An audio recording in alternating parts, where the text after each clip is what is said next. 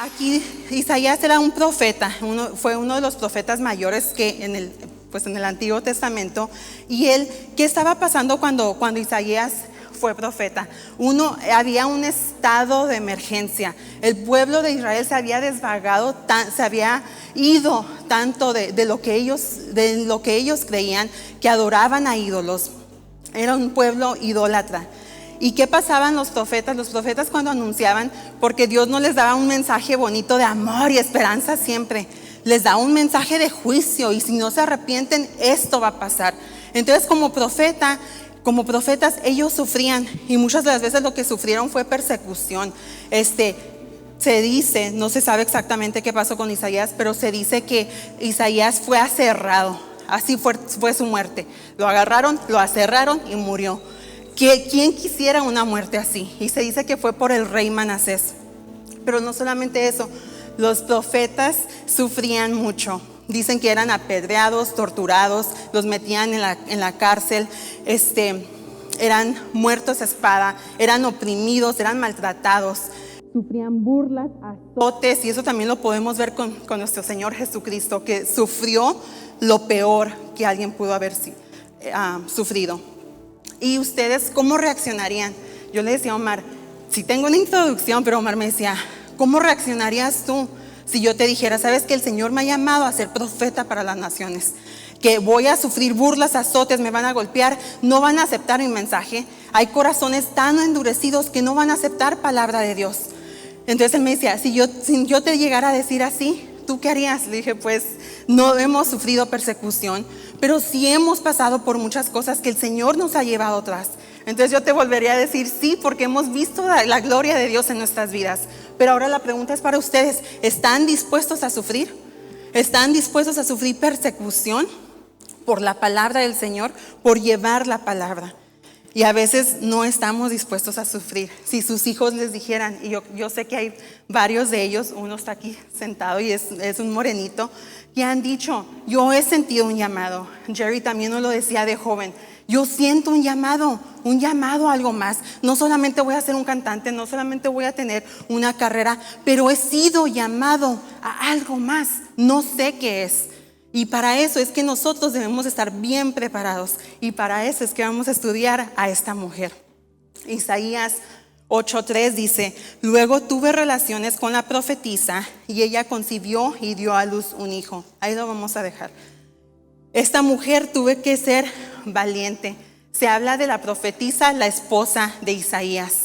Y para ustedes dicen, ay, pues era una profetisa. Es como si a ti, Gris, te decimos pastor. Pues te decimos pastor porque estás casada con Omar. Pero eso ahorita se los explico.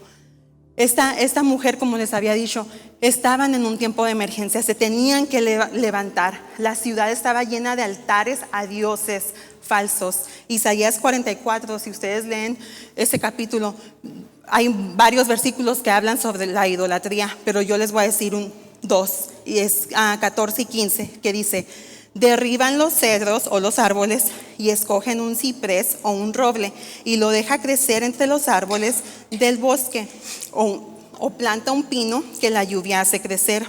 Al hombre le sirve de combustible y toma una parte para calentarse, enciende un fuego y hornea pan. Pero también labra un dios y lo adora, hace un ídolo y se postra ante él. Aquí nos estaba diciendo que estos hombres veían crecer los árboles, los pinos en el bosque, pero de ese mismo pino lo cortaban, hacían algo para que ellos se calentaran, hacían algo para que ellos calentaran o cocieran el pan o la comida, y luego después hacían un ídolo de ese árbol. Lo hacían pues como carpinteros, ¿verdad? Forjaban un ídolo de ese árbol. Y eso nos viene a nuestra generación. ¿Qué estamos haciendo el día de hoy?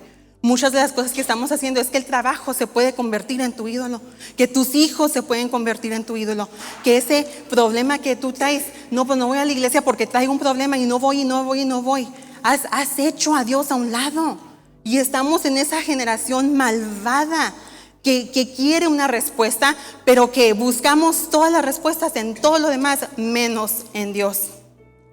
Filipenses 2:15 nos dice, para que sean intachables y puros hijos de Dios, sin culpa en medio de una generación torcida y depravada. En ella ustedes brillan como estrellas en el firmamento. ¿Qué nos estaba diciendo aquí en Filipenses? Que vivimos en una generación torcida y depravada, que entre más pasen los años, peor se van a poner las cosas. La Biblia dice que va a haber rumores de guerra, ¿verdad? Los rumores ya no son, ya hay guerras.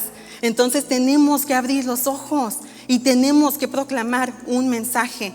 Necesitamos ser mujeres y hombres como esta profetisa o como el profeta Isaías, que aunque no reciban palabra que tú les des, y palabra no digo palabra que sale de mi boca o de mi corazón, sino palabra que sale de la palabra de Dios, palabra verdadera, que no tiene, que es una espada cortante, que hasta el más orgulloso lo va a quebrantar, que hasta al más orgulloso lo va a humillar, y el Señor se va a encargar de eso. Que si tu corazón ha endurecido, el Señor se va a encargar de ablandar ese corazón y de aceptar verdad. Esta profetisa hizo su parte y no se menciona en el libro de Isaías, no se menciona en ningún otro libro, se menciona nada más en ese versículo. Pero como mujeres, ahora les hablo a las mujeres, es nuestro papel edificar a nuestros hijos. Y si tú no tienes hijos, como en mi caso, tienes que hacer, ¿cómo puedo levantar a este hombre? Que no se me desanime, que no se me haga para un lado, que siga diciendo, sí Señor, heme aquí, envíame a mí. Porque a veces los problemas que los hombres traen es que no saben qué son, o a veces no se sienten que pueden proveer para su familia, pero sí pueden proveer porque pueden proveer la palabra de Dios. Es solo tiempo de estudiarla, es solo que la agarren y digan, estas son las promesas para mí y para mi familia. Esa mujer se mantuvo firme ante todo. Yo creo que yo no hubiera aguantado todo como esta profetisa, porque dicen que hasta fueron con el rey Acaz y él les decía el mensaje, y el mensaje que les decía Dios, vuélvanse a lo que ustedes ya saben, dejen la idolatría y vengan a mí. Y aún así el pueblo no escuchaba. Esta mujer fue una ayuda idónea para su esposo. Y a todas las que estamos aquí, si tu esposo no está aquí, no dejes de orar. Híncate a cada rato a orar por ese hombre, porque es un hombre de Dios y le va a servir. Pero tú también tienes que hacer tu parte. Como les decía, no la llamaban profetisa por estar casadas con Isaías, sino porque vivían el llamado juntos. Estaban de la mano y decían, pues vamos con Acaz, vamos a dar un mensaje de condenación, pero también de restauración, vamos. Y dice la Encyclopedia of Biblical, Theological and Ecclesiastical Literature de McClintock y Strong, que la vida de casado de Isaías no solo armonizaba con su vocación, sino que estaba estrechamente ligada a ella. La esposa de Isaías tenía su propio don profético. Era una familia que estaba allí para vivir ese llamado juntos, para dar esa palabra a un pueblo que tanto lo necesitaba. Dice que al igual que otras mujeres piadosas del Antiguo Testamento estaba esta profetisa, y la comparan hasta con Débora, que era una profetisa, y para eso usaban una palabra que se dice Nebaia. Ella era una profetisa. Si ustedes leen el libro de Ezequiel, que también se los recomiendo, yo quería predicar sobre la esposa de Ezequiel, pero si ustedes leen el libro de Ezequiel, a la esposa de Ezequiel se dice la esposa de Ezequiel. No se le llama profetisa, no se le llama Nebaia, se dice la esposa. Entonces la profetisa, la esposa de Isaías, tenía un llamado y lo tenía que usar. Dios quiere que seamos esas mujeres y hombres que hablen la palabra de Él, como lo hizo ella y su esposo. Santiago 1:22 nos dice, no se contenten solo con escuchar la palabra, pues así se engañan ustedes mismos. Lleven la palabra a la práctica. Y muchos de nosotros venimos los domingos o los miércoles y queremos escuchar palabra de Dios, o le hablamos al pastor o a los ancianos, denos algo que nos anime. No, muchos de nosotros estamos saturados y llenos de la palabra de Dios. Gracias a Dios que la sabemos. Pero lo que tenemos que hacer es ¿qué? Ponerla a la práctica, vivirla. Y a veces sí nos cuesta trabajo el vivirla, pero nuestra generación está de día a día peor. Tenemos que vivirla, tenemos que hacer esa diferencia y que decir, yo creo en la palabra de Dios, yo la vivo y yo la voy a compartir contigo. Tenemos que ser esa Biblia andando, aconsejar con la palabra, con amor. Obviamente no vas a ir a dar bibliazos a todos lados para que, pues no entiendes o carronteen un bibliazo. No, comparte la palabra de Dios. O tal vez nosotros vamos a ser las personas que nos vamos a quedar callados y no vamos a decir nada. Que pase lo que pase, que sigan muriendo jóvenes, adultos, ancianos sin conocer al Dios verdadero. Y esta mujer sembró en su hogar. Isaías y su esposa tuvieron 2 hijos y estos hijos tenían nombres de un significado profético. Isaías 8:18 nos dice: Dios vive en el monte Sión y Él me ha dado hijos para que juntos sirvamos de advertencia a su pueblo. ¿Qué estaba diciendo Isaías aquí? Que ellos, Dios le había dado hijos, pero sus hijos no nomás se los había dado para que amarlos y cuidarlos y guiarlos y que fueran siervos del Señor. Les había dicho: vamos a servir de señal, de advertencia al pueblo de Israel. Mis hijos servirán de eso. El primogénito se llama Sear-Yashub y dice: un remanente regresará. Y aún así, esta es nuestra promesa el día de hoy, que Él regresará por su remanente, Él regresará por nosotros, que no seremos tocados. Podemos estar en una generación torcida y mala y que va de peor en peor, pero somos de Él. El segundo hijo se llama, entonces el Señor me dijo: ponle por nombre Maher-Shalal-Hash-Baz. El despojo se apresura. Para Israel, el pueblo de Israel, le iba a llegar el despojo, los iban a mandar al exilio, y sabemos que eso iba a ser o de Asiria o de Babilonia, y ellos iban a ser esclavos de ellos. ¿Y qué decía? Miren las señales que les estoy dando, van a venir por ustedes, se los van a llevar, pero voltéenme a ver a mí. Y si vemos la historia, ¿qué pasa? Ellos fueron liberados. Y nosotros también, nuestra generación está tan mal, pero tenemos una promesa también de vida eterna, que Él regresará por su pueblo y que los que estamos listos o los que ya murieron se levantarán y todos estaremos: Señor, gracias por venir por nosotros. Henos aquí, Señor, te servimos, te adoramos, pero ahora estamos listos para estar contigo. Esa mujer, Isaías, vemos que la adoración era un asunto de familia. Déjame decirte que si tu esposo no está aquí, no te des por vencida. No dejes de orar, de ayunar por él, porque lo verás. Tus ojos verán a tu esposo aquí o esposa aquí. Y si solo eres papá soltero o mamá soltera, déjame decirte, tú te tienes que levantar, porque nadie se va a levantar por ti. Tú tienes que decir: Señor, heme aquí.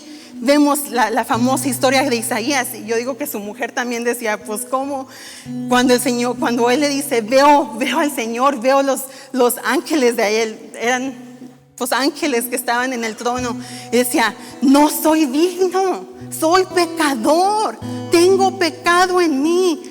¿Y qué vino? Vino el Espíritu y le puso un carbón encendido y le dice: ok, sí eres digno. Y ya Isaías después dice: heme aquí, envíame a mí. El llamado es para mí, y el Señor lo mismo está haciendo contigo. Lo bueno de nosotros es que tenemos al Espíritu Santo, y el Espíritu Santo nos dice, nos redarguye de nuestro pecado y nos dice: hey, tienes esto que tienes que cambiar. Te quiero usar para las naciones, te quiero levantar en el paso. Quiero que tu casa sea una casa de oración, que tu familia, tus hijos y tú me sirvan a mí y sean un ejemplo para todos alrededor de ustedes. Pero levántate hoy.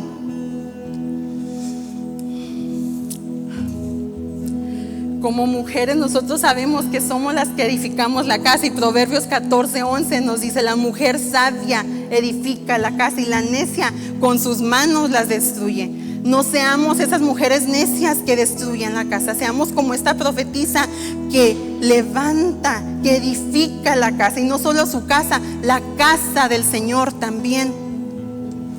Sabemos, y les puedo decir, obviamente ustedes no pueden cambiar los nombres de sus hijos hoy, ¿verdad? Y no los pueden decir, te bautizo en este nombre. O legalmente sí se puede hacer.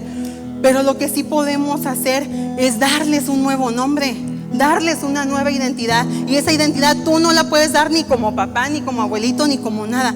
Esa identidad la da Dios. Y ese nombre lo da Dios. Y ese nombre, Él mandó a su Hijo Jesucristo a morir por ti y por mí en una cruz.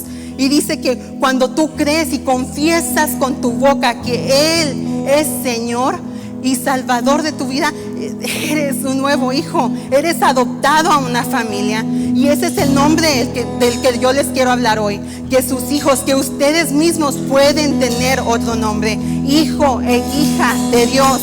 Y eso es lo que nos debe de marcar y marcar nuestra persona. Yo soy hija de Dios y por eso no peco. Yo soy hija de Dios y por eso no hablo así. Yo soy hija de Dios y por eso cuando llegan los problemas estoy bien parada en la roca y nada me mueve porque soy su hija. Pero tienes que aprender a proclamar la palabra. Tienes que aprender a proclamar la paz aun cuando no haya paz. Tienes que decir estoy alegre aun cuando no haya alegría. ¿Por qué? Porque somos hijos y hijas de Él.